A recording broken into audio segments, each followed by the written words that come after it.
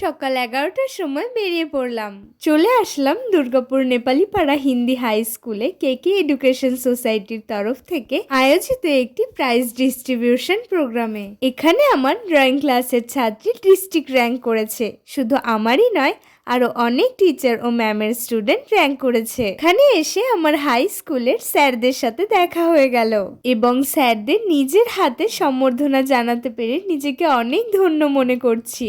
আমি মনে মনে ভাবছিলাম, দিদিকে নিয়ে এসেছি, ও বিরক্ত হচ্ছে।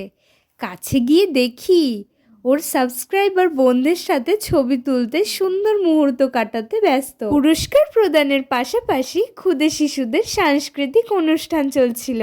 এই প্রোগ্রামের গল্পটা শেয়ার করতে করতে পাজালটাও কমপ্লিট করে ফেললাম। এই পাজালের ডিজাইনটা কেমন হয়েছে কমেন্টে জানিও কিন্তু।